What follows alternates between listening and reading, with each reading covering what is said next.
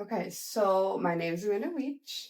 I originally started out as a research coordinator where I kind of partnered with the collaborating researchers that come in and recruit our patients.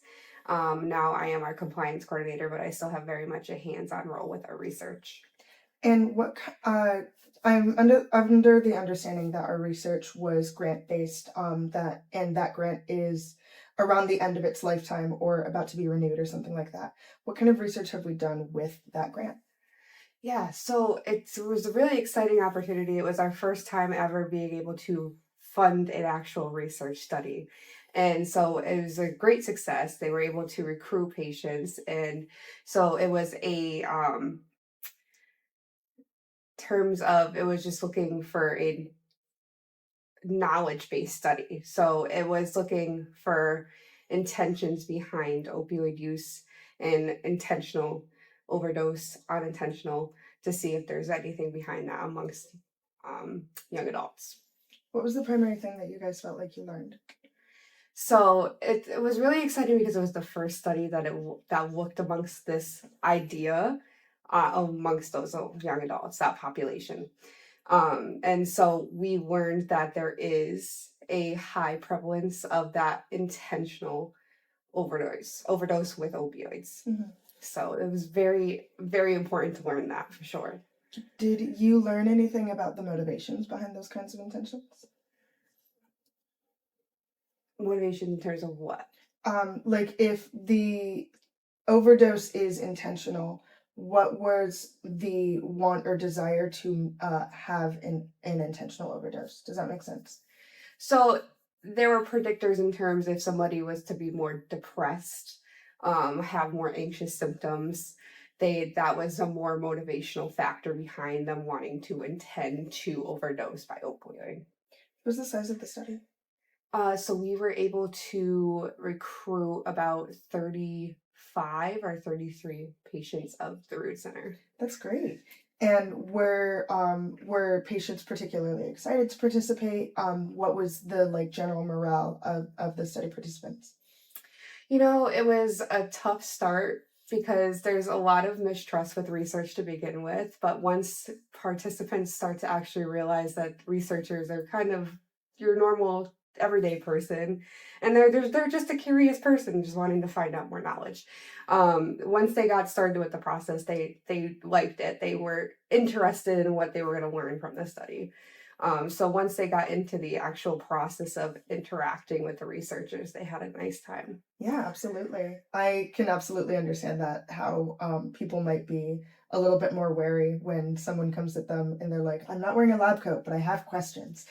Right. No, everybody has this notion of a researcher as a scary person, and it's like they're studying on lab rats and they're doing these crazy experiments, but it's really just somebody that's just curious and wanting to help the people that they're researching. Yeah, absolutely. What was the process like for finding the answers that you ended up getting to?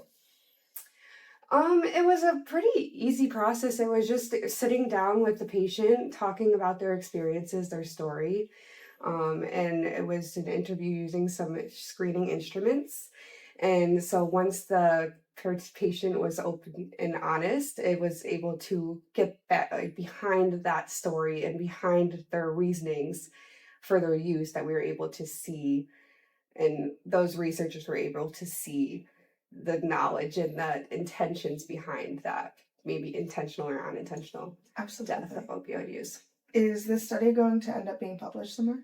Yes, so currently they're awaiting approval for being published in a journal online. We're hoping to hear soon.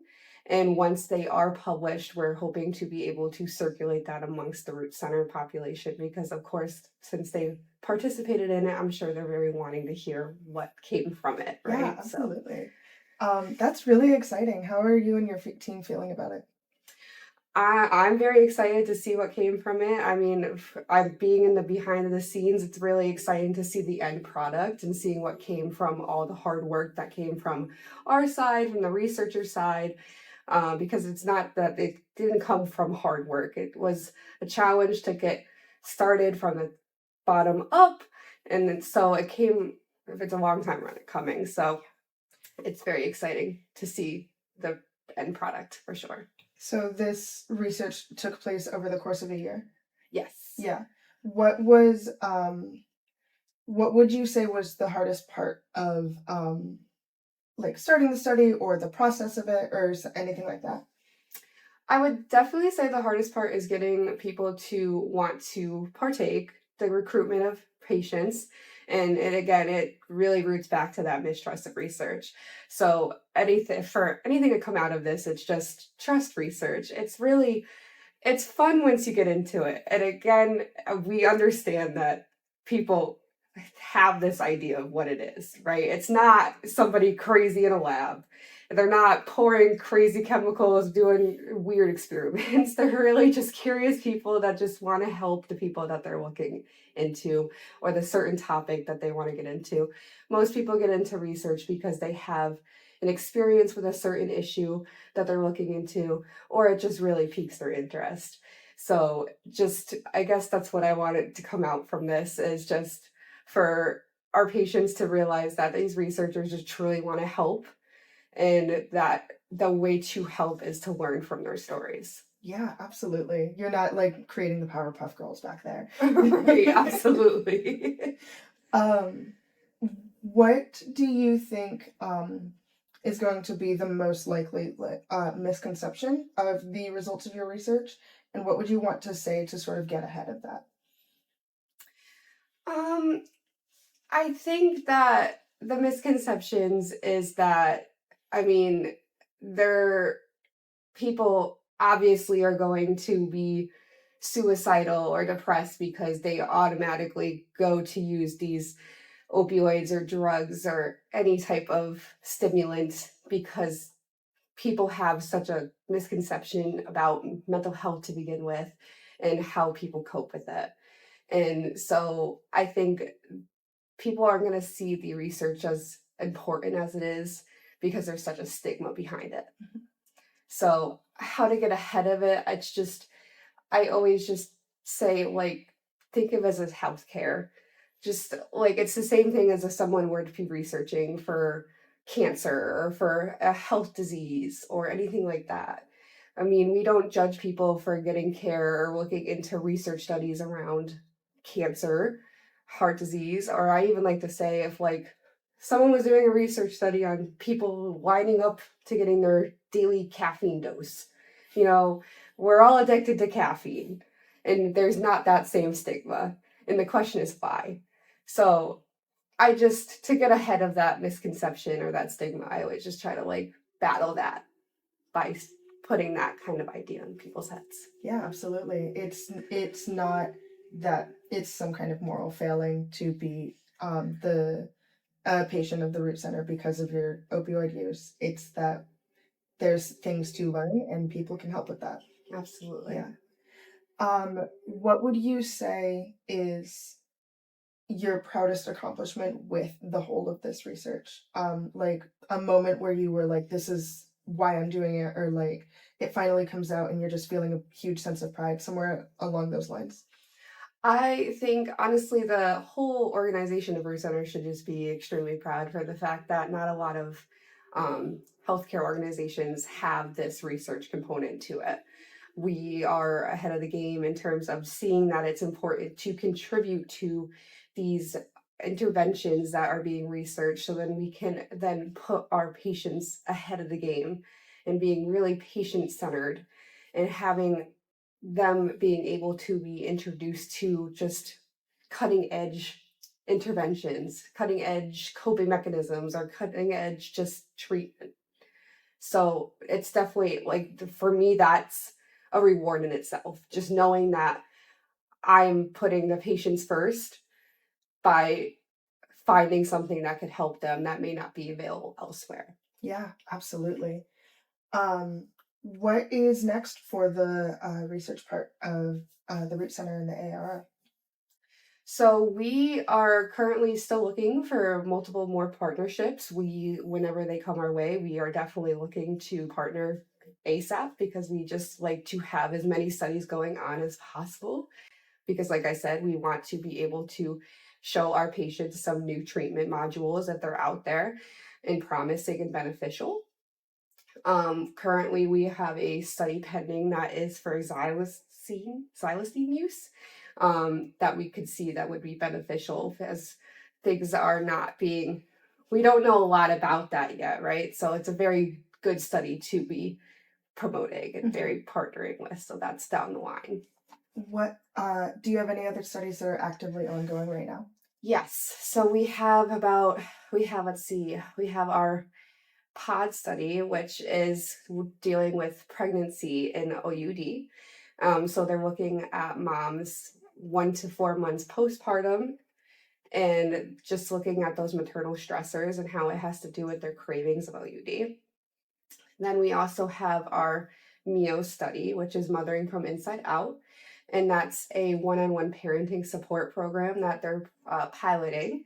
And that is kind of a cutting edge one where it kind of actually factors in those cravings and stressors of OUD with mothers, where this parenting support treatment module, doesn't factor that in beforehand.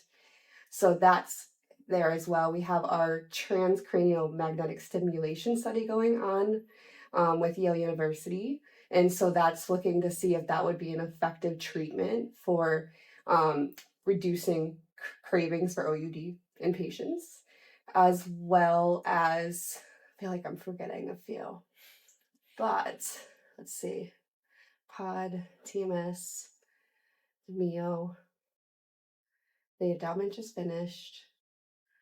Oh my goodness. It's a lot to keep track of. Well, that's also because I haven't been on it just yet. Good thing I brought this. Our peer-to-peer. So our peer-to-peer recovery study. And so this is where the study team has a set of their own peer recovery coaches that come in and will meet with patients, and they're just seeing if this enhancement to treatment has any outcomes or change of outcomes to their treatment. So a patient will sit down with their peer recovery coach, and then they're tracking their treatment over time to see if there's any changes. Okay. And Neo, that. I think that's it. Yeah, that's it. That's great. That's definitely a lot to keep track of, though. How big is the research team that we have? So it's actually just me and then our research committee. So our research committee is myself and then a makeup of a few expert individuals. So that's to name a few, of our director of nursing, our quality and compliance director, just a few interdisciplinary individuals that are able to share their perspectives on what we see fit and good as beneficial to our patients. So what happens is I'll bring in a study that I think is beneficial to our patients to recruit, and then we will review their study protocol, what they're looking at, what they want to do with our patients, and then we will then partner with them. Yeah. We'll set it up, and then they come into their clinics. We set up a recruitment plan, and from there we just manage our partnership from there. How often are you seeing study participants, just like in general, not for like particular studies? So I myself, I don't see study participants. Okay. So it's the researchers that are seeing them face to face, or their study RAs or research assistants. But they are, from my knowledge, in our clinics weekly, monthly. It's really whenever there is an interested participant, or a client that is willing to participate in their study. But I do know that our researchers like to table about monthly in our clinics. So to like try to recruit more patients? Yep. So you'll usually see a researcher at a table. They usually come with candy as a way to kind of entice you to come and say hi. So, and they usually just like to say hi and introduce their study and to see if you'd be interested in participating. That makes sense. Do you guys have additional incentives for study participants? Yeah, so most of our studies are actually paid. So I know like our highest paid study right now is our pod study, and those are for the ones with the moms that are struggling with OUD. And you can be paid up to, I believe, $735 after participation because that is a little bit longer of participation in their study. But for the most part, our studies pay for about $100 or more. That's great. I'm sure the patients also appreciate that little bit. Right. And we know because it takes time out of your day and it takes time and emotional like being to be present in those interviews or present into telling your story behind your use and what got you to be at the root center and where you are today. So we definitely make sure that that time is definitely well compensated. Yeah, absolutely. I think I have two final questions for you, and then we're all set. What would you say is the why of all of these research endeavors, not just from you, but from the whole team? The why is the patients. We are definitely just we want the best care that we can give to anybody that walks through our doors. And by doing and participating in research, we can just assure that we're staying on top of what's new. And so we don't want to be stuck in the past, giving patients treatment that is outdated and may have been proven not to work. And research tells us that we base our treatment on evidence. And the way that we find evidence is through research. So that is just the whole driven message behind it and why we participate in it. Yeah, absolutely. And I can see that like you have a lot of passion for what you're doing, and I can only imagine how that translates to the rest of the team too. Right. Yeah. The final question for you is there anything else that you feel like you haven't said that you want to say, or any final thoughts that you want to offer? No, just if be everybody wish everybody would be a research geek like me. That's it. Because it just research can just tell us so much and can like help us predict things as well as then change things, right? So I know people are afraid of change or change cannot necessarily be like the greatest sounding thing to some people, but it can be a device to help us with change. That personally, that's how I've kind of set myself up to deal with change is looking at research or looking at studies or like what can I find on the internet today that will help me with this decision, right? So just trust in it. Be a research geek like me. That's all I can say. I love it. Thank you so much, Amanda. You've been fantastic.